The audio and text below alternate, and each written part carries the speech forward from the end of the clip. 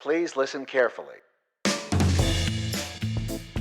Hello, universe. Welcome to the Optimist Daily Update. I'm Summers McKay. And I'm Kristy Jansen, and we're part of the team behind the Optimist Daily, making solutions the news. We bring you reader-funded solutions news pretty much every day to try to change the tenor of the news media, social media, and help make the direction of your day become one that's focused on solutions. 7 days a week, we publish positive news stories written by award-winning journalists and delivered online to your inbox and through our social channels.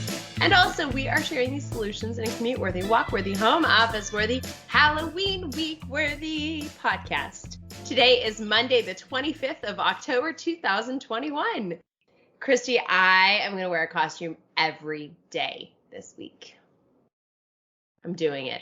I'm laughing at that. I am right now wearing a costume. It's called Messy Hair Day. Messy Hair Day, right? That's my costume. I like it.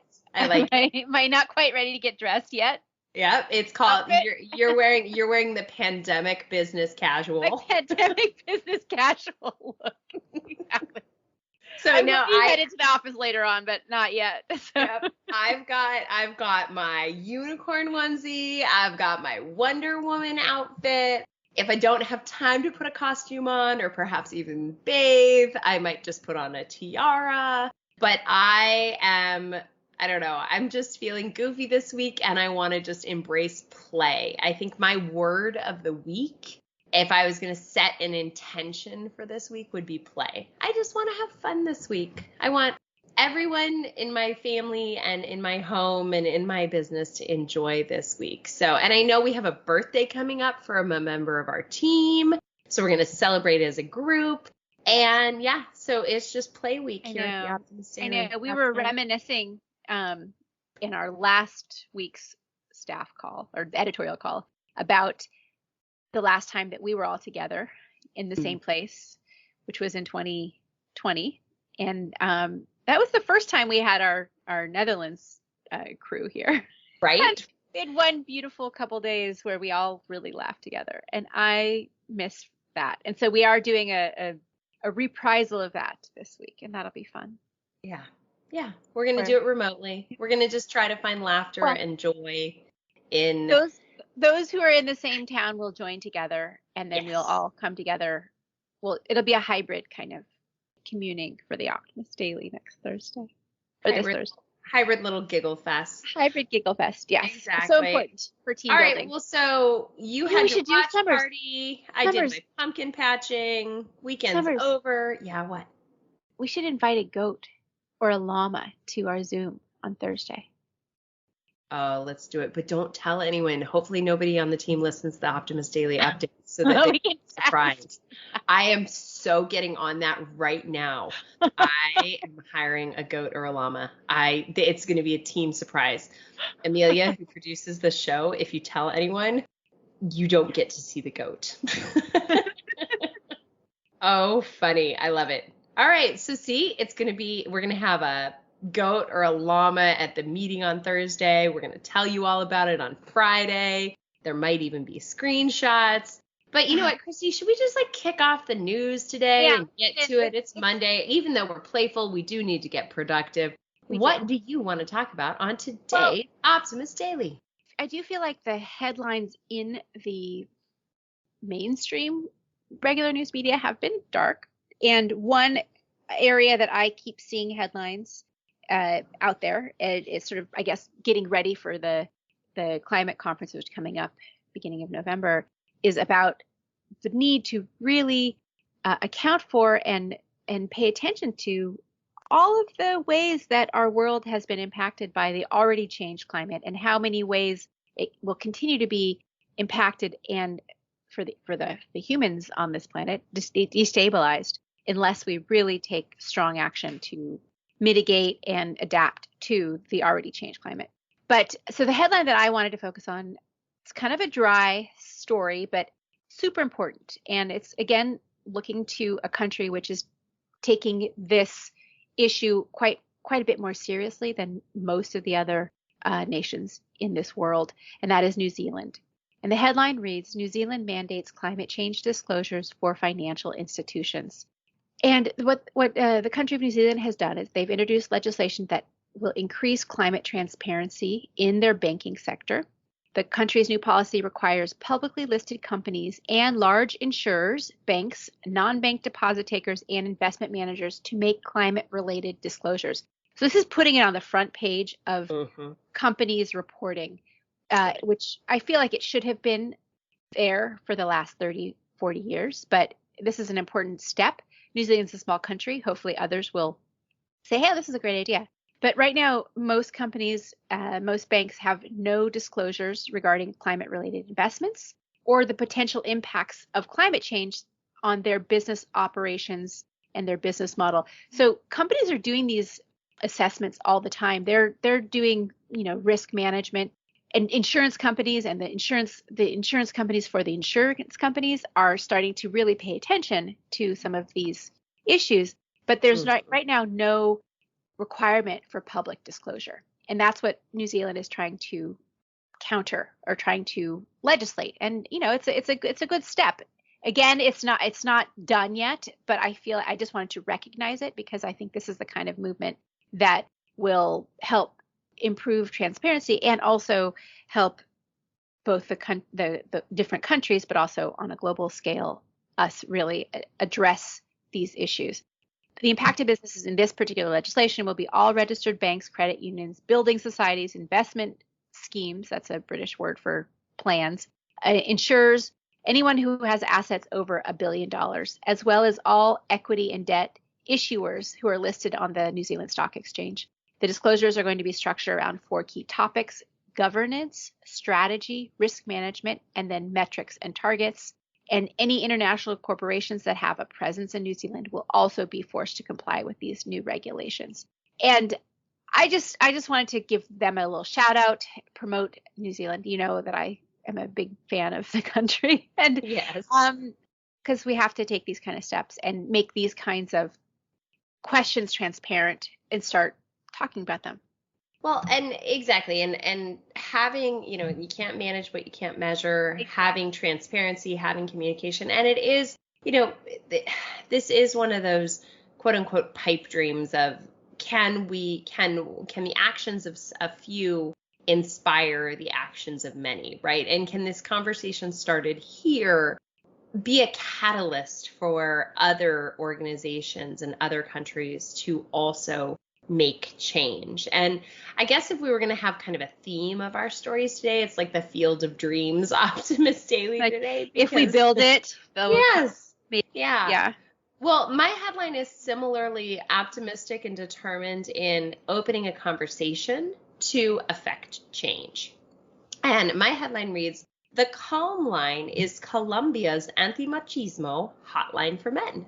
Now, cultures that are deeply ingrained with the concept of machismo, which is the belief that men must be dominant, often have issues surrounding abuse and violence against women. So machismo and domestic abuse against women are actually pretty highly correlated, and there is some causation to note there.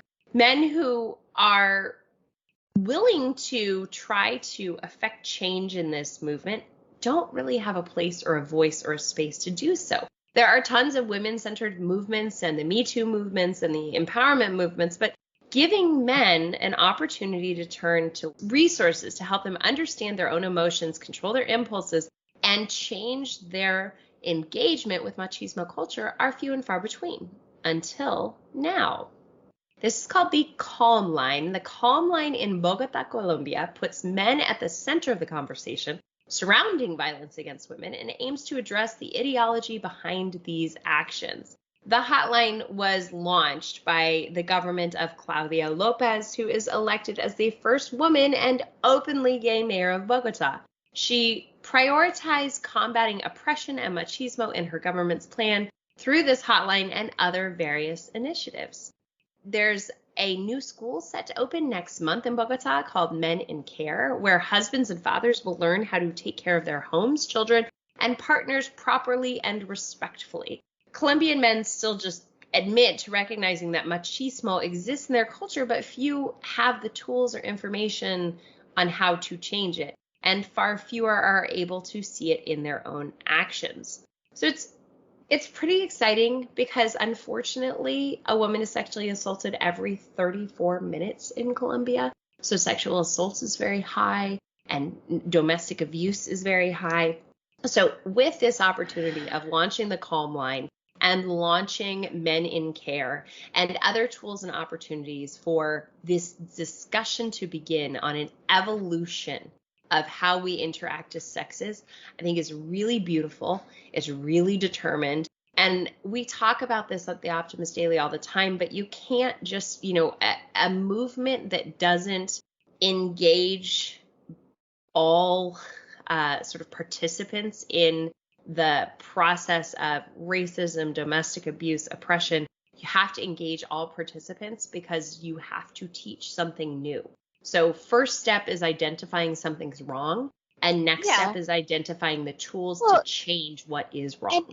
And also, honestly, machismo culture is an entrapment of men as well as women. Exactly. They are as entrapped in the experience as women are. It's a very limited understanding and rigid idea of what it means to be a man.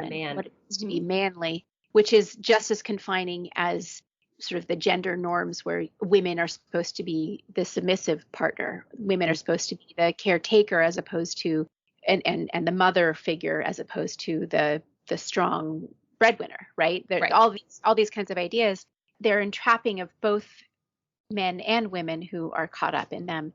Because I know many men who are far more nurturing than many of my female friends, just because it's not connected to your particular sex or your particular gender identity. It's more about quality of person, whether you're nurturing, whether you're not that interested in being a caretaker, right?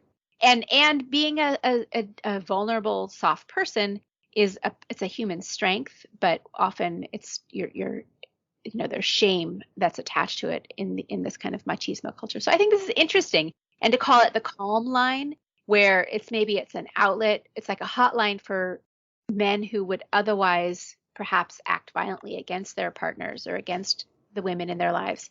And they can call here instead and be talked down. So that could be an interesting, it could really be an interesting social experiment. I'm curious to see what happens. Oh. Well, and, with both of these in this Field of Dreams of Optimism today, we're definitely curious to see what happens and can the impact and tools of a few affect many. And that is part of our ethos here at the Optimist Daily, is that the small actions of a few of us can change the path for all of us. Some of our other headlines today include the newest NASA mission will provide insights into the conception of our solar system. Doctors complete first successful pig to human kidney transplant. This sustainable pigment is made from sewer sludge. Can't wait to have that in my makeup. What else, Kristy? What else do you see today? The Vienna Tourist Board is thwarting social media with an unusual platform. These seaweed-inspired sensors use underwater currents to power themselves. That's another kind of renewable energy. Fat Macy's restaurant, Ebury, empowers homeless through employment. That's another interesting article, which you have to go look at. I haven't read it yet. I don't know what Fat Macy's restaurant is. I don't know who Fat Macy is. I don't know the restaurant, and so I'm going to go read that. But that is it for today's Optimist Daily, this Monday, the 25th of October. And thanks, everybody, for listening. We will be back tomorrow with more solutions. And in the meantime, we promise to keep sharing positive solution-based stories that contain ideas on how you can get active and participate in a changing world, helping ensure it is changed for the good. If you haven't already and you like our product, which we feel like is an essential one, everybody needs a little bit of positivity, especially Summers read the news this morning and she just about fainted when she was like, I did. I went to Google News. I did like a Google News before getting on the record, and I'm sitting there with Amelia and Kristy, and I was like, guys, stop this, pull me away, show me good news, show me solutions. And right. Yeah, we're countering that with focusing on what's working and what could work as opposed to what's broken. And so if that aligns with your ideas and you like what we do, please consider becoming an emissary on theoptimistdaily.com and For starting at just $5 a month, you can help support reader-funded, independent journalism that is a part of the solution changes consciousness that addresses our world's biggest challenges with that problem-solving mindset. Everybody help us keep the Optimist Daily free to all who need it, supported by those who can. Thank you, and we'll be back tomorrow with more solutions.